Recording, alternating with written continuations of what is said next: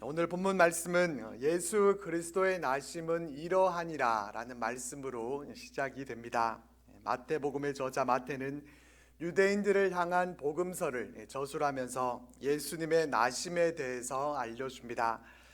지난주에 나눈 말씀과 같이 천사는 베들레헴 작은 동네에 사는 마리아를 찾아가서 마리아의 몸을 통해서 메시아가 나게 될 것을 전했습니다. 인간의 이성으로는 이해가 되지 않고 도저히 받아들일 수 없는 그러한 말씀이었지만은 자신을 비운 이 마리아를 통해서 예수님이 잉태될 수 있었습니다.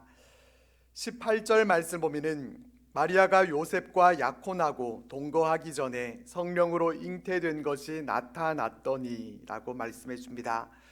마리아가 성령으로 잉태되고 난 후에 그 소식을 정혼자였던 이 요셉이 듣게 된 것입니다.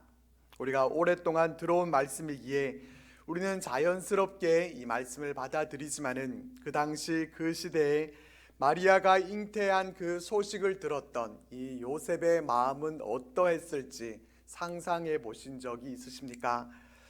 남의 이야기로 받아들일 것이 아니라 내가 만약 요셉이라고 하면은 그 소식을 듣고서 어떠한 반응을 보였겠습니까? 아무래도 큰 충격을 받을 수밖에 없습니다. 그 일은 율법적으로도 처형을 당해야 하는 그런 심각한 문제였고 처음 소식을 접했을 때 그 충격과 감정은 어떻게 통제하기가 어려웠을 것입니다. 그런데 성경은 요셉이 어떠한 사람이었는가 알려주고 있는가 하면 그는 의로운 사람이라고 말씀해 줍니다. 그는 의로운 사람이었기 때문에 일반적인 사람들과는 다른 반응을 보여줍니다. 그는 그 충격적인 소식을 듣고서 그 일을 드러내지 않고 가만히 끊고자 했습니다. 요셉은 마리아의 허물을 덮으려 합니다. 요셉에게는 사람을 살리고자 하는 그러한 긍휼의 마음이 그에게 있었기 때문입니다. 그 일을 드러내게 되면 마리아는 처형을 당하게 되기 때문에 두 사람이 정혼한 것을 가만히 끊고자 했습니다. 요셉은 어떻게 그렇게 할 수 있었겠습니까? 요셉은 처음부터 의로운 사람으로 태어났고 태생이 원래부터 착한 사람이고 또 동정심이 많고 마음이 바다같이 넓은 사람이라서 그렇게 했겠습니까? 요셉이 그렇게 할 수 있었던 것 역시 성령 하나님이 그 안에서 일하셨기 때문입니다. 마리아가 잉태된 것도 성령으로 잉태된 것처럼 요셉 안에서도 성령 하나님이 일하셨기 때문에 마리아의 잉태 소식을 듣고서도 그 일을 드러내지 않고 가만히 끊고자 하는 정도로 정리하려고 했던 것입니다. 만약에 성령의 역사 없이 요셉의 그 일을 드러내고 분노했다고 하면은 마리아도 살지 못했을 것이고 예수님도 마리아의 몸에서 태어나실 수 없었을 것입니다.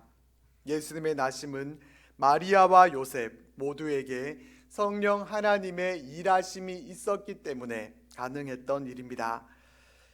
20절 말씀을 보면은 이 일을 생각할 때라는 말씀이 나옵니다. 이 일을 생각할 때라는 말은 요셉이 마리아의 일을 세상에 드러내지 않고 남모르게 그냥 파혼해야 되겠다 생각하고 있을 때라는 뜻입니다. 그 생각을 갖고 시행에 옮기도록 하나님이 내버려 두셨다고 하면은 요셉의 생각대로 요셉과 마리아는 다른 사람들 모르게 조용히 파혼하는 것으로 일이 그렇게 진행이 됐을 것입니다. 하지만 요셉이 그 일을 생각하고 있을 때 주의 사자가 요셉의 꿈에 나타납니다. 주의 사자가 나타나서 이렇게 말씀합니다. 다윗의 자손 요셉아, 내 아내 마리아 데려오기를 무서워하지 말라. 그에게 잉태된 자는 성령으로 된 것이라. 하나님의 사자는 유다 지파 사람이었던 요셉에게 다윗의 자손이라는 점을 가장 먼저 언급합니다. 다윗의 자손. 모든 유대인들은 메시아가 다윗의 자손으로 오실 거라는 것을 잘 알고 기다리고 있었습니다. 홀이 유다를 떠나지 않을 것이라고 하셨고 하나님이 이새 줄기에서 한 싹이 나게 하실 것이고 때가 되면 하나님께서 다윗의 장막을 다시 일으켜 세우실 것이라는 것을 유대인들은 잘 알고 있었습니다. 주의 사자는 마리아 데려오기를 무서워하지 말라고 하면서 마리아가 잉태된 것은 성령으로 된 것이라고 알려줍니다. 주의 사자가 이것을 알려주지 않고 마리아가 자신에게 가브리엘 천사가 나타나서 한 말을 전하면서 자신이 성령으로 잉태되었다라는 것을 스스로 주장했다고 하면은 믿기가 어려웠을 텐데 꿈에서 이를 알려줍니다. 그리고 아들을 낳을 것인데 이름을 예수라 하라. 아기의 이름을 예수라는 이름으로 짓도록 지시합니다. 그 이름은 자기 백성을 그들의 죄에서 구원할 자이기 때문이라는 말씀도 덧붙입니다. 주의 사자는 또한 구약의 메시아 예언을 언급합니다. 23절 말씀에 보라 처녀가 잉태하여 아들을 낳을 것이요 그의 이름은 임마누엘이라 하리라 라는 이 이사야 7장 14절 말씀을 인용해서 말씀을 전합니다. 마리아에게 일어난 일은 느닷없이 일어난 일이 아니라 하나님이 선지자를 통해서 예언하신 말씀을 이루게 하기 위함이라는 것을 밝힙니다. 우리는 여기서 궁금해할 필요가 있습니다. 지난주 말씀과 같이 가브리엘 천사도 마리아에게 예수라고 아기 이름을 지으라고 했습니다. 오늘 본문 말씀에도 주의 사자가 꿈에 요셉에게 나타나서 아기 이름을 예수라 하라고 했습니다. 그래서 아기 이름을 예수라고 지었는데 구약시대 이사야 선지자는 아들의 이름을 임마누엘이라 하리라 라고 했습니다. 그러면은 왜 예수님의 이름을 임마누엘이라고 짓지 않았을까? 이런 의문을 가질 수 있습니다. 이 의문에 대한 답은 임마누엘이라고 하는 이름은 처녀가 잉태하여 아들을 낳을 것이라는 구약의 예언이 이루어졌다는 것을 보여주는 구절입니다. 임마누엘이라는 이름의 뜻은 하나님이 우리와 함께 계시다라는 뜻인 것처럼 임마누엘은 하나님이 우리 인간의 몸을 입고 우리와 함께 거하시기 위해서 이 땅에 오셨다는 것을 상징하는 이름입니다. 이사야서에 예언된 이름들처럼 메시아의 이름은 임마누엘뿐만 아니라 기묘자, 모사, 전능하신 하나님, 영존하시는 아버지, 평강의 왕, 이 모두가 다 예수님을 상징하는 이름들입니다. 이러한 메시아로서의 이름을 가지시고 인간의 몸으로 태어날 그 아기의 이름은 하나님이 선지자와 주의 사자를 통해서 예수라고 이름 짓도록 이름을 주신 것입니다. 이 예수님의 이름에는 예수님을 이 땅에 보내주신 이유가 담겨 있습니다. 예수님은 자기 백성들을 그들의 죄에서 구원하기 위해 오신 것입니다. 로마로부터 구원하거나 가난으로부터 구원이 아니라 우리를 죄에서 구원하시기 위해 하나님이 보내주셨습니다. 그래서 하나님은 우리를 죄에서 구원하시기 원하시는 그 마음을 예수라는 그 이름에 담아서 임마누엘로 오실 메시아의 이름을 예수라고 이름 짓게 한 것입니다. 예수님의 이름은 우리가 잘 알고 있지만은 이 시간 우리가 함께 나누려고 하는 것은 임마누엘이라는 이름입니다. 이 임마누엘이라는 이름을 우리는 깊이 묵상해 볼 필요가 있습니다. 이 말 속에는 성탄의 의미와 또 놀라운 하나님의 신비가 담겨 있기 때문입니다. 임마누엘의 뜻은 앞에서도 말씀드렸고 또 우리가 잘 알고 있는 바와 같이 하나님께서 우리와 함께 계시다, 하나님이 우리와 함께 하신다는 뜻입니다. 한번 생각해 보십시오. 우주 만물의 창조자가 되시고 또 높고 높은 보좌 위에 계신 거룩하신 하나님께서 죄 많고 허물 많은 우리 인간들과 함께 거하신다는 것, 이것이 과연 가당키나 한 일이겠습니까? 말이 되지 않는 일입니다. 하나님이 사람의 몸을 입고 우리와 함께 거하신다라고 하는 것은 사람이 벌레를 구원하기 위해서 벌레가 되는 것에 비유해 볼 수 있습니다. 사람이 벌레가 되는 것보다 하나님이 사람이 되는 것, 이것은 더 말도 되지 않는 일입니다. 그렇기에 임마누엘이라는 이름은 그 이름 자체에 놀라운 하나님의 은혜와 사랑이 담겨 있는 것이고, 우리는 임마누엘이라고 하는 이 이름만 들어도 이것이 얼마나 놀랍고 또 큰 은혜인지를 깨달아야 하는 것입니다. 다미안 신부에 대해서 들어보셨는지 모르겠습니다. 이분은 벨기에 사람입니다.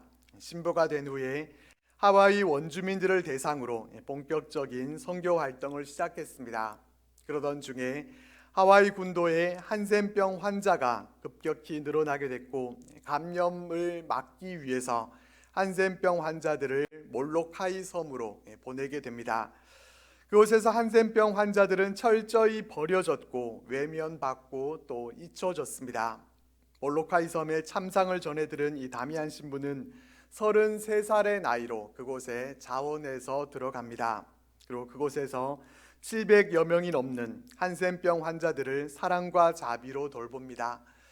하지만 환자들은 이 다미안 신부에게 온전히 마음을 열지 않았습니다. 그들과 다미안 신부는 다르다는 것입니다. 한센병 환자들은 하나님이 사랑한다면 자기들을 이렇게 썩어 문드러지게 놔뒀겠느냐라고 그들은 소리쳤고, 그따위 사랑은 당신처럼 건강한 사람들이나 하는 잠꼬대라고 그렇게 빈정댔습니다. 그래서 다미안 신부는 하나님께 기도합니다. 주님, 제게도 나병을 허락하셔서 저들의 고통에 동참하게 해 주소서. 한센병에 걸리지 않아 이 환자들의 고통을 다 이해하지 못하는 것을 안타까워했던 다미안 신부는 이와 같이 기도했습니다. 어느 날 그는 실수로 뜨거운 물을 자신의 발등에 붓게 됩니다. 끓는 물에 데웠지만은 아프지가 않았던 것은 자신도 한센병에 걸렸기 때문이었습니다. 다른 사람들 같으면은 통곡을 해도 부족할 일이었지만은 다미안 신부는 이제 환자들과 자신이 같아져서 자신이 저들을 얼마나 사랑하는지를 저들이 알 수 있게 될 것이다 라는 사실로 인해서 그는 감사 기도를 드립니다. 환자들은 다미안 신부의 그 희생적인 사랑에 마음을 열게 됩니다. 그는 말씀을 전할 때에도 교우라는 말 대신에 우리 나 환자라는 말을 썼습니다. 자신도 한센병자가 되었기 때문입니다. 그렇게 자신도 환자가 된 상태로 나병 환자들을 돌보다가 49세의 나이로 자신이 사랑했던 한센병 환자들과 16년의 시간을 함께 나누고 그들 곁에 묻혔습니다. 이 다미안 신부는 임마누엘의 은혜에 대해서 그 누구보다도 잘 설명해 주고 있다고 생각됩니다. 함께 한다고 하는 것은 바로 그런 것입니다. 자신은 함께 할 수 없고 멀리 떨어져서 지켜보고만 있는 것은 임마누엘이 아닙니다. 마음으로는 내가 많이 신경 쓰겠지만은 몸으로 할 수는 없겠다, 같이 하는 것은 불가능하다는 것은 임마누엘이 아닙니다. 직접 자신의 몸으로 뛰어들어서 함께 하는 것이 임마누엘입니다. 하나님은 인간들이 어떻게 하면서 살고 있는지 하늘 위 높은 곳에서 팔짱을 끼고서 아래를 내려다보고 계시는 그러한 분이 아니십니다. 인간들의 죄악 가운데 멸망길로 가는 모습을 멀리서 내다보면서 마음은 참 안타깝지만 어떻게 해줄 수가 없구나, 이러한 말이 아니라 직접 우리와 같이 되셔서 우리 삶 속에 찾아오신 분이십니다. 이 은혜가 얼마나 감사한 일입니까? 다미안 신부가 그들 가운데 함께 하면서 같은 한센병 환자가 돼서 그들을 돕고 섬겼을 때 이 한센병 환자들은 얼마나 감사하고 또 고마웠겠습니까? 그들은 분명 그 은혜를 잊지 못하고 기억했을 것입니다. 그러나 하나님이 우리의 인간의 몸을 입고서 우리 인간의 역사 속으로 들어오신 것은 이보다 더 큰 사건입니다. 그럼에도 불구하고 우리는 임마누엘로 이 땅에 오신 예수님의 은혜에 대해서 우리는 얼마나 감사하는 마음을 갖고 있습니까? 우리는 임마누엘이 우리에게 얼마나 큰 은총인지를 깨달아야 합니다. 우리는 예수님의 이름 임마누엘이라는 이 이름을 통해서 주님의 그 큰 사랑과 은혜를 깨달을 수 있기를 바랍니다. 우리를 구원하시기 위해 친히 우리 인간이 되신 성자 하나님의 그 은혜를 기억하고 감사함으로 고백할 수 있기를 바랍니다. 임마누엘이라는 이름을 통해서 우리가 얻게 되는 또 한 가지의 메시지는 임마누엘의 은혜가 있기에 우리는 두려워하지 않을 수 있다는 점입니다. 하나님이 우리와 함께 하신다. 이것은 우리에게 얼마나 큰 용기와 또 힘을 주는지 모릅니다. 나 혼자서 뭔가를 하는 것은 항상 염려되고 또 걱정이 됩니다. 나 혼자 힘으로는 힘이 부족해서 해내지 못하는 그런 일들도 많이 있습니다. 그런 우리들에게 하나님이 우리와 함께 하신다고 하는 것은 큰 힘이 됩니다. 어떤 분이 혼자 살고 있는데 집에 커다란 바퀴벌레가 나타났습니다. 너무 무서웠지만 그래도 스프레이를 가지고 바퀴벌레를 잡기는 했습니다. 근데 문제는 그 바퀴벌레 사체를 치울 수가 없다는 것이었습니다. 잡는 것도 겨우 잡았는데 그 사체를 어떻게 처리를 할 수가 있겠습니까?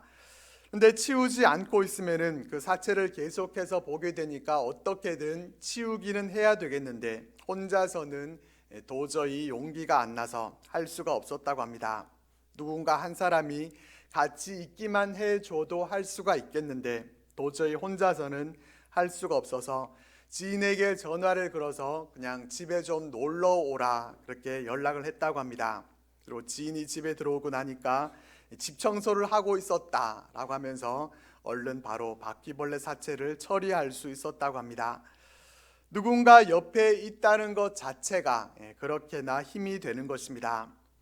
어느 성경 사이트에서 성도들이 가장 많이 검색하는 말씀이 무엇인지 통계를 보니까 이사야 41장 10절 말씀이었다고 합니다.